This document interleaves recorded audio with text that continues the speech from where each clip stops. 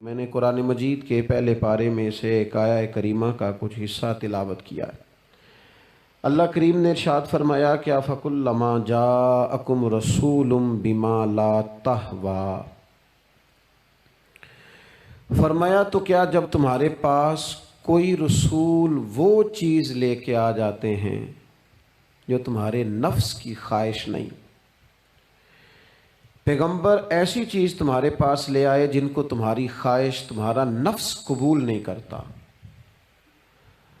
لا تہویٰ انفسکم مستکبرتم، جن کو تمہارا نفس قبول نہیں کرتا تو پھر تم تکبر کرتے ہو، تمہارے نفس پر وہ چیز گراں گزرتی ہے، تمہاری خواہش کے وہ چیز خلاف ہوتی ہے، تمہاری مرضی کے مخالف ہوتی ہے، پھر وہ تم اس سے تکبر کرتے ہو۔ فَفَرِيقًا كَذَّبْتُمْ،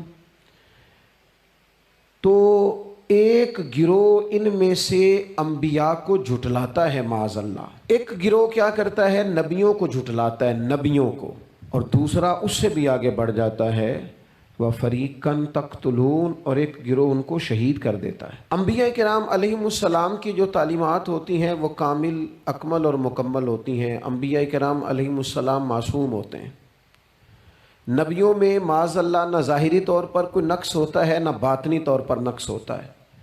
اللہ تعالیٰ انبیاء کرام علیہم السلام کو بڑے قبیلوں میں پیدا فرماتا ہے، ان قبیلوں میں جو اس دور کے اندر لوگوں میں بڑی قدر کی نگاہ سے دیکھے جاتے ہیں، ان میں نبی آتے ہیں۔ انبیاء کرام کو اللہ تعالیٰ حسن و جمال دیتا ہے، قد و قامت دیتا ہے، ان کو اللہ تعالیٰ پر وجیح چہرے دیتا ہے، کامل تعلیمات دیتا ہے۔ اور سب سے بڑی بات یہ ہے کہ انبیاء معصوم ہوتے ہیں، ان کے اندر کوئی نفسانی خواہش ہی نہیں ہوتی، نبی کوئی خطا کرتے ہی نہیں۔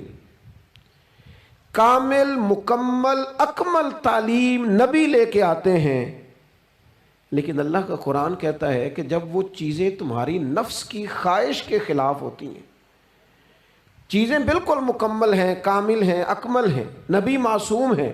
عام آدمی اگر کوئی بات کرتا ہے تو اس کی بات میں نقص رہ جاتا ہے، کمزوری رہ جاتی ہے، کسی دانشور سے، کسی شاعر سے، کسی ادیب سے، کسی آپ جس نے اپنی دانش بینش کے حساب سے کوئی بات کی ہے، آپ اگر اس سے کوئی تربیت لیتے ہیں تو اس کی بات میں کمزوری رہ جائے گی، عام آدمی ہے۔ انبیاء کرام علیہم السلام کی تعلیمات جو ہوتی ہیں وہ ذاتی نہیں ہوتی، وہ وحی الہی کے ساتھ ہوتی ہیں، ان میں کمزوری کوئی نہیں ہوتی، نقص کوئی نہیں ہوتا۔ انبیاء کرام علیہم السلام خوبصورت ہوتے ہیں، نورانی ہوتے ہیں، یعنی کسی بندے نے معاذ اللہ ان سے کوئی ایسی چیز نہیں دیکھی ہوتی جس سے کہ قباحت پیدا ہو، نقص پیدا ہو۔ انسان دور ہٹے، انہیں اللہ تعالیٰ ظاہری، باطنی، معنوی حسن دے کے دنیا میں بھیجتا ہے، کیوں نہیں لوگ مانتے؟ 950 سال حضرت نوح علیہ السلام نے تبلیغ فرمائی، اور میرے بھائی 1.5 دن میں بندہ تھک جاتا ہے، اکتا جاتا ہے، ہف جاتا ہے، عام آدمی کی بات کر رہا ہوں۔ 950 سال تبلیغ کی، اور تبلیغ کرنے والا بندہ کامل ہے، مکمل ہے، اکمل ہے، درد مند ہے، سونا ہے، نہیں مان رہے لوگ۔ کیوں؟ قرآن کہتا ہے اس کی وجہ یہ ہے کہ چیزیں وہ ہیں جو ان کے نفس کی خواہش کے خلاف ہیں، جو یہ ان کے نفس کی اور باطنی جو خواہشات ہیں ان کے مخالف ہیں، نہیں مانتے۔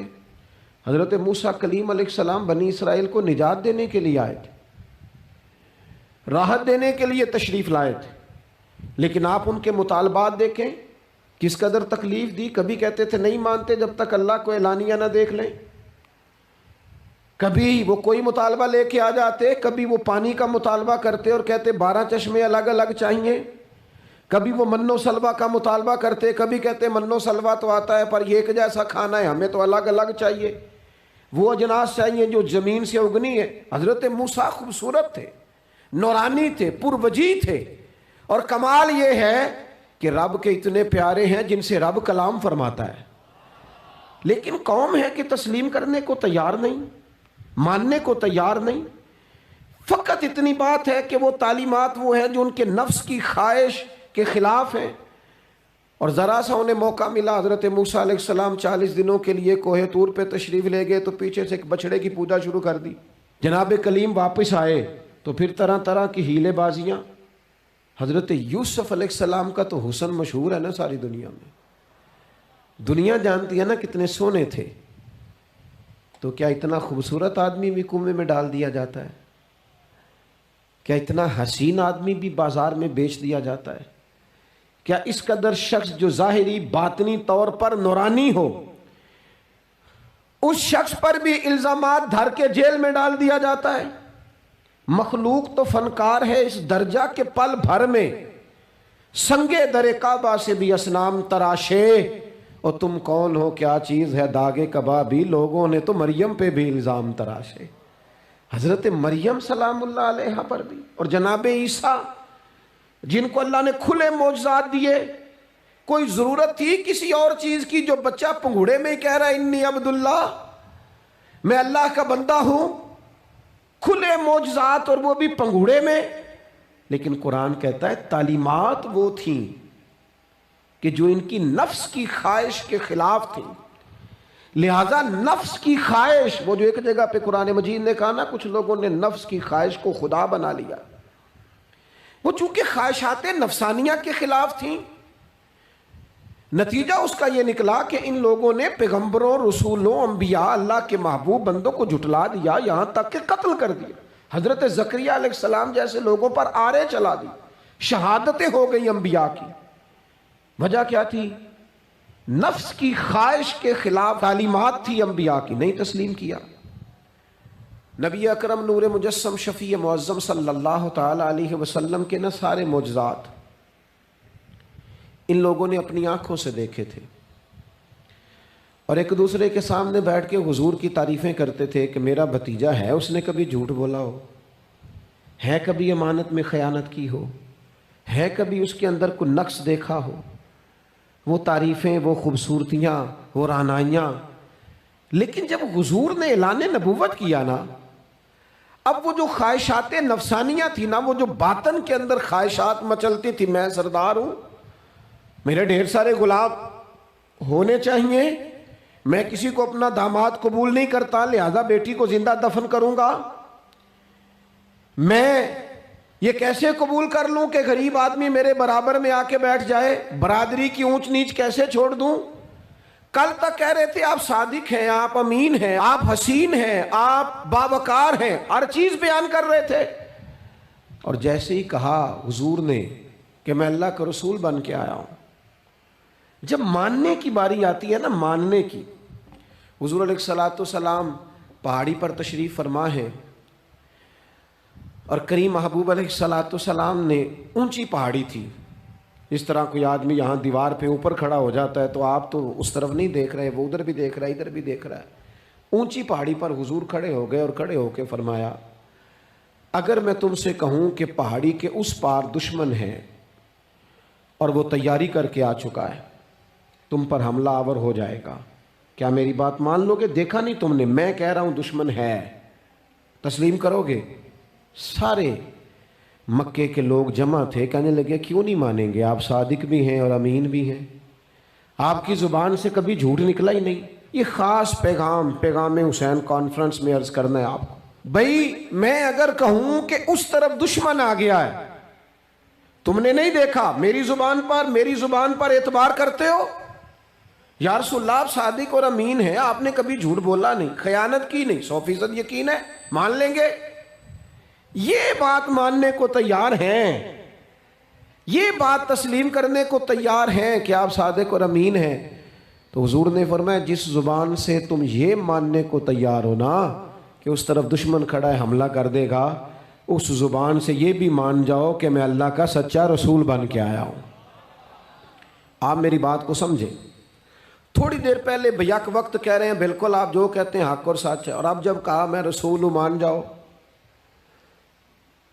تو معاذ اللہ تعالیٰ ابو لہب کہنے لگا آپ کے ہاتھ ٹوٹ جائیں، آپ نے ہمیں اس کام کے لیے بلایا تھا، طرح طرح کی بولیاں بولنے لگے۔ جب مفادات پر چوٹ لگتی ہے، جب خواہشات نفس کو چھوڑنا پڑتا ہے، جب ذرا اپنی طبیعت پر کچھ چیزیں بوجھ بنتی ہیں، میرے اصحاب قبلہ عالم فرمایا کرتے تھے ہمارے دشمن جب ہم پر تنقید کرتے ہیں تو کئی باتیں غلط بھی کرتے ہیں لیکن کچھ باتیں ٹھیک بھی ہوتی ہیں، بجائے اس کے کہ ہم اسی وقت اٹھ کے قبول کریں، تسلیم کریں کہ جناب یہ بات جو آپ نے کیا یہ بالکل ٹھیک ہے، میں کھلے دل سے اس کو قبول کرتا ہوں.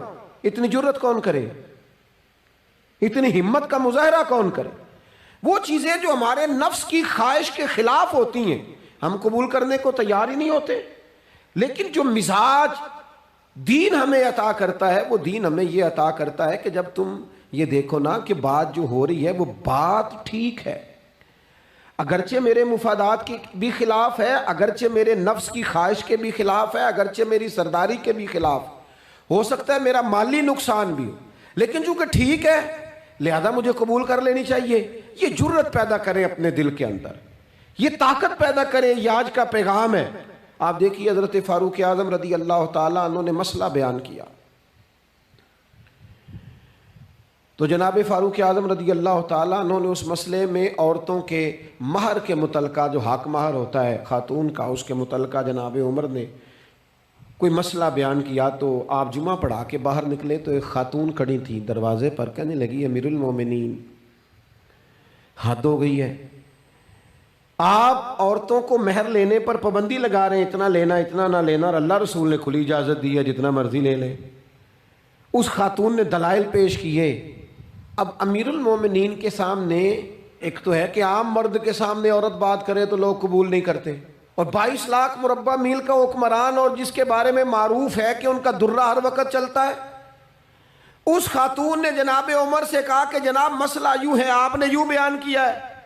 اب ارد گرد لوگ کھڑے تھے، کسی نے یہ نہیں کہا گستاخ معاذ اللہ تو کیا کہہ رہی ہے، امیر المومنین کے سامنے کلام کرتی ہے. بات حق تھی، کسی نے جرت نہیں کی. ایک شخص حضرت عمر سے کہنے لگے حضور آپ کچھ بولتے کیوں نہیں، کچھ تبصرہ کریں. فرمانے لگے بولنا کیا ہے، ایک مرد نے خطا کی ہے اور ایک عورت ٹھیک کہہ رہی ہے، اس کی بات درست ہے، میں کھلے دل سے قبول کرتا ہوں. نفس پر گرچہ چوٹ لگتی ہے اسے قبول کریں. کیوں حق کے معاملے میں حضرت صاحب بندے بڑے اچھے ہیں، قبلہ بڑے نفیس آدمی، اور جناب ان کی طبیعت بڑی اچھی ہے، تو پھر آپ قبول کر لیں ان کی بات کو. کہتے ہیں آپ دعا کریں میرے لیے میں قبول کر لوں، آپ دعا کریں میں ٹھیک ہو جاؤں. او خدا کے بندے، جسے تو ٹھیک سمجھ رہا ہے اس کی بات کو قبول کر، اس بات کا قائل ہو جا، اس پر عمل کر. ہمارے مزاجوں میں وہ جو نفسانی خواہشات کا غلبہ ہے آج بھی پوری طرح وہ ہمیں اپنی لپیٹ میں لیے ہوئے، ہم سمجھنے کو تیار نہیں ہوتے. حق حق ہوتا ہے، اور جب حق واضح ہو جائے پھر نفسانی خواہشات کو نہ دیکھو. نفس ایک بچے کی طرح ہے، اس کی ایک بات مانو گے دوسری خواہش کرے گا، دوسری بات مانو گے تیسری خواہش کرے گا. اللہ کے محبوب علیہ السلام نے دعا فرمائی ہے، مسند امام احمد بن حنبل میں موجود ہے.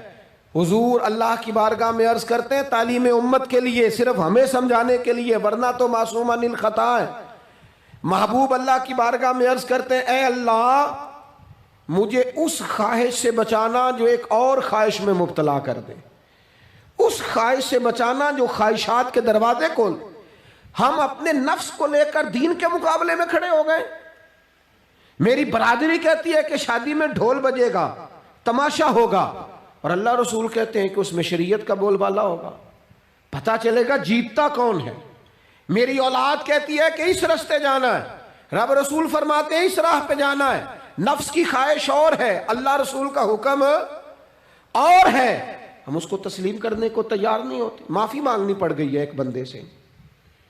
ہماری جو بنائی ہوئے قبیلے اور برادریوں میں اونچ نیچ ہے اس کے حساب سے ہم بڑے قبیلے سے ہیں، وہ چھوٹی قبیلے سے ہم نے جو بنائی ہے، ورنہ تو قبیلے فقط تعارف کے لیے ہوتے. معذرت کرنی پڑ گئی ہے، لیکن کمال ہے ہمارے مزاج میں وہ پیدا ہو. اللہ رسول کو راضی کرنے کے لیے تھوڑی دیر اپنے نفس کو کچلے. ممکن ہے ایسا ہو، کرتے نہیں ایسا، مزاج نہیں بنایا. ہمارے نفس کی خواہش کے مطابق اگر چلے پھر سارا. آپ یقین کریں لوگ استادوں کے پاس جا کے عزتیں اور پروٹوکول ڈھونڈتے ہیں، پیروں کے پاس جا کے عزتیں اور پروٹوکول ڈھونڈتے ہیں. ایسی جگہوں پہ جہاں پروٹوکول دینے کی باری تھی وہاں بھی لینے کے چکر میں پڑ جاتے. دینی کاموں میں اگر 4 لوگ ایک جگہ پہ اکٹھے کیے جاتے ہیں نا، یہاں دینی کام کر لو، تو وہاں جھگڑا شروع ہو جاتا ہے. دینی کام تو کرنا ہے پر آگے کون لگے گا. دینی کام تو کرنا ہے پر اس میں سربراہی کس کو ملے گی؟ دینی کام تو کرنا ہے، اس میں نام کس کا ہوگا؟ اس میں بڑا قد کس کا شمار کیا جائے؟ اس طرح قومیں آگے بڑھتی ہیں۔ اہل حق اس طرح ہوتے ہیں، سب سے آگے اپنے نفس کو رکھا جائے اور پھر انسان کا انقلاب آ جائے۔ یہ کیسے ممکن ہے؟ حضرت ابو ذر غفاری، میں قربان اس شخص پر، سیدنا ابو ذر غفاری اس امت کے درویش فقیر، ایسا شخص جس کے بارے میں محبوب نے فرمایا زمین کے اوپر اور آسمان کے نیچے میرے ابو ذر سے سچا بندہ کوئی نہیں۔ اتنا بڑا آدمی زندگی فقر و فاقے میں گزار دی، اپنے مزاج پر طاری کر لی چیزیں کہ بس وہ سادگی جو ہمیں ہمارے رسول نے سکھائی ہے اسی میں رہنا ہے۔ حضرت ابو ذر غفاری گفتگو ہو رہی تھی، بات چیت ہو رہی تھی، جناب بلال حبشی رضی اللہ تعالیٰ عنہ کے ساتھ محو کلام تھے۔ حضرت بلال نے اپنے آپ کو سمجھا لیا تھا کہ میں دروازہ رسول کا گدا ہوں۔ کچھ لوگ نا غلام بے دام ہوتے ہیں، بے دام۔ ہمارے ہاں نا کچھ لوگوں کا پروٹوکول ہوتا ہے، اور کچھ لوگ ایسے ہوتے ہیں جو صبح سے لے کے شام تک جھاڑو دے رہے ہوتے ہیں، خدمتیں کر رہے ہوتے ہیں۔ میں آپ کو صحیح معنوں میں بتاؤں تو اصل حقدار وہ ہوتے ہیں لوگ، اصل ڈیوٹیاں ان لوگوں کی ہوتی ہیں۔ حضرت بلال حبشی نے طے کر لیا تھا کہ میں نے بس نوکری کرنی اور توجہ سے کرنی ہے۔ اور میں آپ کو دل کی بات بتاؤں، میں نے بڑے کیمرے دیکھے اپنی زندگی میں، میں نے بڑا کچھ دیکھا تھوڑے وقت میں۔ میں آپ سے عرض کروں، وہ بڑی مزیدار زندگی ہوتی ہے جس میں انسان تھوڑا پیچھے بیٹھا ہوا ہوتا ہے، جس میں نا بہت سارے کام ہیں۔ میں تھوڑے دن پہلے ایک جگہ جماعت کرانے کے لیے کھڑا ہوا، ایک صاحب نے جماعت کی ویڈیو بنانی شروع کر دی، بعد میں مجھے دوست بتانے لگے او خدا کے بندے، عبادت تقریر میں کبھی رونا آ جاتا تھا، دعا میں رونا آ جاتا تھا، میں نے ضبط کرنا شروع کر دیا، چھوڑ دیا۔ لوگ آنسو بیچنے لگ جاتے، پیر صاحب رو پڑے۔ پیر صاحب کس بات پہ روئے؟ او خدا کے بندو، پیر کو معافی لے لینے دو اللہ رسول سے، اپنے لیے اپنے سنگیوں کے لیے اللہ کے حضور اسے آنسو بہانے دو۔ کوئی چیز تو کیمرے سے باہر رہے، کچھ چیز تو۔ کیا خوبصورت لفظ ہے مولا علی شیر خدا کے، فرماتے ہیں اسے مبارک ہو جسے تھوڑے لوگ جانتے ہیں، اسے مبارک ہو۔ سے ثبوت نہ پچھو میتھوں، پلائے نظر کرم کا دھوئی، اے میں جانا یا دل بر جانے غیر نہ جانے کوئی، میں مسکین پرانا خادم کسے در ملی نہ ٹوئی، اے تے واصف یار نے نظر جو کی تھی تے واصف واصف ہی ہوئی۔ یہ تو اس کا فیصلہ ہے، ہمارے لیے مقام شکر ہے، ہر مقام پر شکر گزار ہیں، عاجزی کرتے ہیں، لیکن جو معاشرے کا ماحول بن گیا، یعنی ایک بندے سے بھی آپ بغیر کیمرے کے ملاقات ہی نہیں کر سکتے۔ وہ زیارت کرنے آتا ہے اور وہ ساتھ کہتا ہے 30 سیکنڈ کا میں نے کلپ بھی بنانا ہے، بس تو زیارت ہو گئی، بس ختم ہو گئی بات۔ یہ کون سی زیارت ہے جو تو نے قید بھی کرنی ہے ساتھ؟ خدا کا خوف کریں، کیا کس طرف ہم جا رہے ہیں؟ بہرحال عام دام برسر مطلب، حضرت بلال حبشی نے طے کر لیا تھا اپنی زندگی میں سادگی، پیچھے پیچھے رہنا ہے۔ وہ شہرت سے بچنے والا پیچھے پیچھے رہتا ہے، اور میرا جی چاہتا ہے ساری غزلیں اس ظالم کے نام کریں۔ کچھ لوگ طے کر لیتے ہیں میں نے پیچھے پیچھے رہنا ہے، ان کے اعلان کیے جاتے ہیں، بلایا جاتا ہے، پھر بھی پیچھے نکل جاتے ہیں۔ جو عرض کرنا چاہتا ہوں، حضرت سیدنا بلال حبشی نے طے کر لیا تھا۔ ایک دن کسی بات میں نا ہو جاتا ہے رائے کا اختلاف، رائے کے اختلاف کو کبھی مخالفت نہ بنائیں، اپنوں سے اختلاف ہو تو اختلاف رائے رکھیں، رائے دیں، حکم کبھی نہ دیں۔ ہمارے یہاں لوگ حکم دیتے ہیں، رائے نہیں دیتے، بعد میں ادھر ادھر بیٹھ کے شکوے کرتے ہیں، دسو جی میری منی نہیں، وہ بھی تیرے سے مشورہ لیا تھا، قبول بھی ہو سکتا ہے، رد بھی ہو سکتا ہے، ختم ہو گئی بات۔ کسی بات میں جناب ابو ذر غفاری کا اور حضرت بلال حبشی کا رائے کا اختلاف ہو گیا۔ اب حضرت بلال حبشی غلام ہے، جناب ابو ذر بڑے قبیلے سے، تو جناب ابو ذر غفاری نے بات کرتے کرتے حضرت بلال کو کہہ دیا، او ابشن کے بیٹے، تھے بھی وہ ابشن کے بیٹے، لیکن حضرت بلال کے دل کو تکلیف ہوئی۔ بعض لوگ کہتے ہیں میں نے سچ ہی بولا ہے، سچ اپنے بارے میں بولنا، تو دوسروں کے بارے میں سچ بولتا ہے، اپنے بارے میں بول، صرف تو دوسروں کے لیے بولے۔ او جی میں نے سچ ہی تو بولا تھا، سچ بولنے کی بھی حکمت ہے، سچ بولنے کی سب سے بڑا سچ کسی کو اللہ کی طرف بلانا ہے، اور میرا رب فرماتا ہے ادعو الی سبیل ربک بالحکمہ، کسی کو اللہ کی طرف بھی بلاؤ تو دانائی کے ساتھ بلاؤ، حکمت کے ساتھ، سب سے بڑا سچ بھی بولو تو دانائی کے ساتھ بولو۔ تو نے سچ بولا ہے اور تو نے لوگوں کا کلیجہ چیر کے رکھ دیا ہے. یہ کیا انداز ہوا تیرا سچ بولنے کا؟ یہ کیا طریقہ ہوا؟ حضرت سیدنا بلال حبشی رضی اللہ تعالیٰ عنہ کو جناب ابو ذر غفاری نے کہا حبشن کے بیٹے بات سچی تھی. حضرت بلال کو تکلیف ہوئی, کونے میں بیٹھ کے روئے, اور غلام روئے اور آقا کو خبر نہ ہو. تڑپے جو ہم یہاں تو مدینے خبر گئی. حضور علیہ الصلوۃ والسلام پتہ چلا, محبوب نے ممبر سجایا. حضور کی عادت تھی نامینیٹ کر کے اصلاح نہیں کرتے تھے, بائی نیم نہیں, نامزد کر کے نہیں, اوورال بات کر دیتے, سمجھنے والے سمجھ جاتے. حضور فرمانے لگے لوگوں کو کیا ہو گیا ہے, میں نے تو جاہلیت کی ساری باتیں پاؤں تلے رون دی تھی, ابھی بھی کہتے ہیں بلال کو حبشن کا بیٹا. حضرت ابو ذر غفاری کہتے ہیں باقی تو کوئی نہ سمجھے تو میں سمجھ گیا. بڑا مشکل ہوتا ہے مجمعوں میں اٹھ کے معافی مانگنا. ہمارے ہاں بعض لوگ معافی بھی اس طرح مانگتے ہیں کہ یوں لگتا ہے گن بھی ساتھ پکڑی ہوئی ہے, معافی دو ورنہ گولی مار دوں گا. معافی مانگنے کا بھی طریقہ سلیقہ نہیں آتا.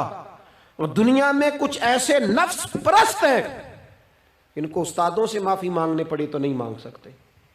مشائخ سے معافی مانگنے آتی ہے تو نفس کے بندے بن کے نفس کی غلامی کرتے ہیں, لیکن اپنی عزت کی جگہوں کو بھی درست نہیں کرتے. کتنا بڑا مجرم ہے جو باپ سے بھی معافی نہ مانگ سکے, جو ماں سے بھی نہ کہہ سکے میں غلطی کر گیا تھا.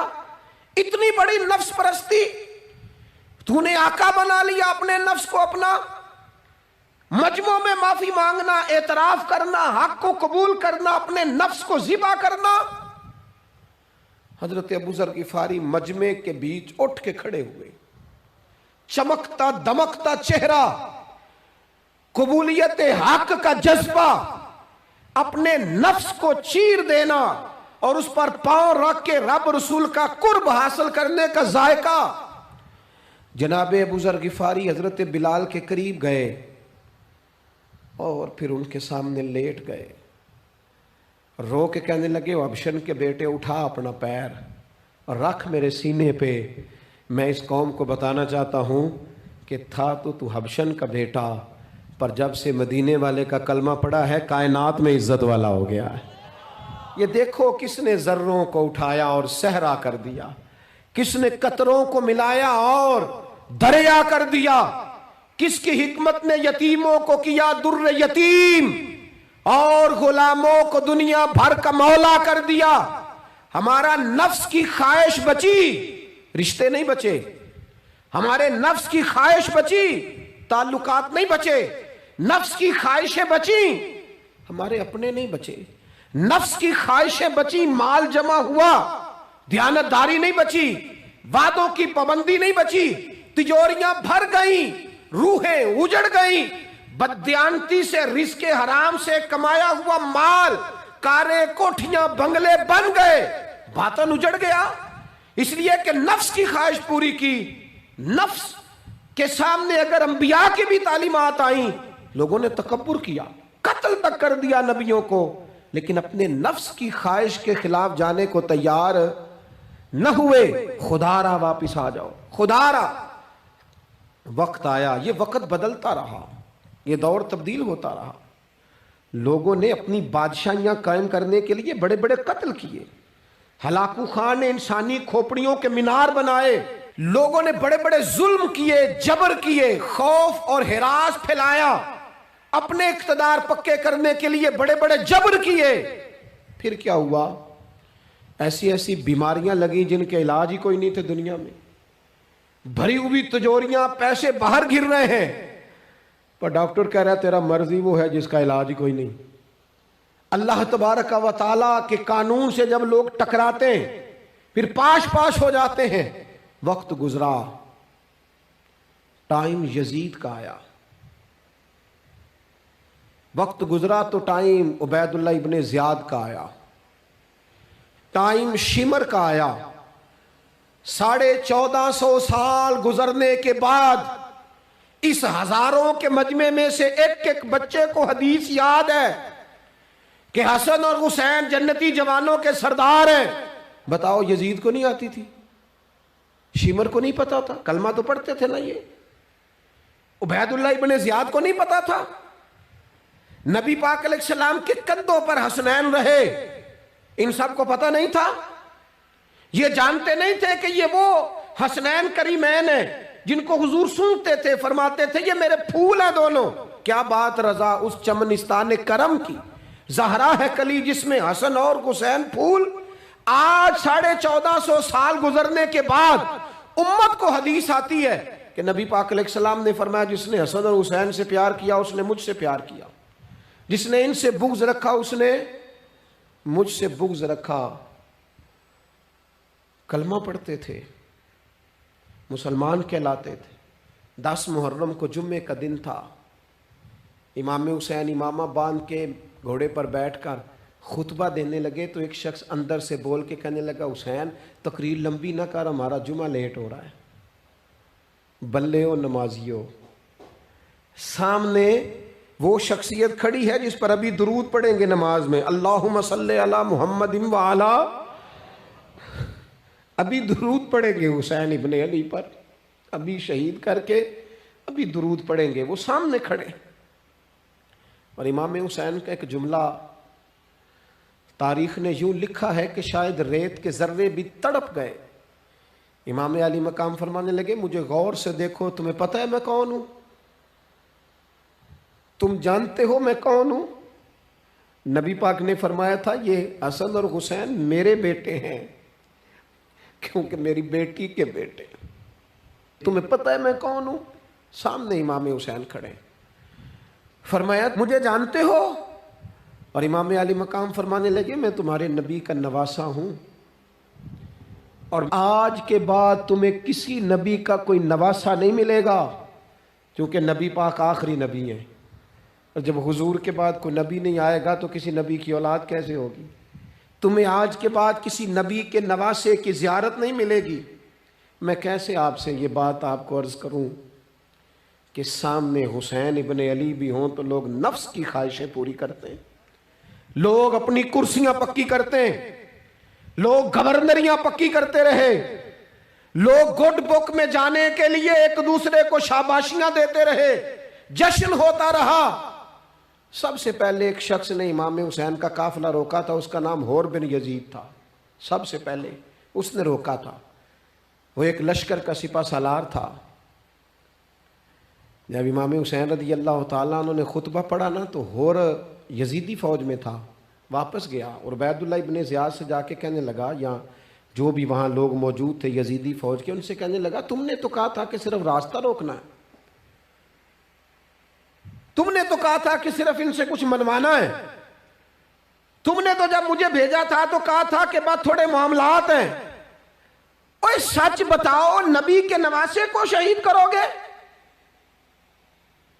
تم نے تلواریں نکال لی ہیں، نیزے نکال لیے ہیں، تیر نکل آئے ہیں، تیاری مکمل ہے، مجھے سچ بچاؤ، کیا حسین ابن علی کی گردن پر خنجر چلانے لگے ہو؟ سیدہ فاطمہ کا جگر پارا شہید ہوگا، کیا یہ خبر سچ ہے؟ یوں ہوگا؟ تو کہنے لگے ہاں یہی حکم ہے ہمیں، یہی تیاری ہے، یہی پروگرام ہے، یہی پلان ہے، یہی ہوگا۔ کہنے لگا میں اور آپ تو مدینے والے رسول کا کلمہ پڑھتے ہیں، تو کیا محبوب کے نواسے کو ذبح کرو گے؟ جناب علی اکبر کو جن کا چہرہ رسول پاک سے ملتا ہے، حضرت قاسم بن حسن کو، جناب علی کے بیٹوں عباس بن علی کو، حضرت علی کے بیٹے ابو بکر بن علی کو، حضرت علی کے بیٹے عمر بن علی کو، حضرت علی کے بیٹے یہ بھی 3 کربلا میں موجود، حضرت عثمان ابن علی کو، ان کو شہید کرو گے؟ نے کہا ہاں تیاری ہو گئی ہے۔ تو سب کے ضمیر مردہ نہیں ہوتے، ہاں بڑی بڑی سخت جگہوں پہ پھول اگتے ہیں۔ حر نے جب ان سے کہا کہ تمہارا پکا ارادہ ہے، کہا پکا ارادہ ہے، تو اس نے کہا یہ زیرہ پکڑو، یہ عہدہ پکڑو، مجھے تمہارا دیا ہوا عہدہ نہیں چاہیے، حسین کے نانا کی دی ہوئی جنت درکار ہے، یہ رکھو اپنے پاس، مجھے تمہارا۔ ایڑی لگائی اس نے اور دوڑا اور امام حسین کے قدموں میں گیا، کہنے لگا حضور میں مجرم ہوں، میں خطا کار ہوں، میں نے سب سے پہلے آپ کو روکا تھا، اور مجھے قسم ہے اللہ کی میں جانتا نہیں تھا ان کا ارادہ کیا ہے. حضور بھول گیا، غلطی کر بیٹھا.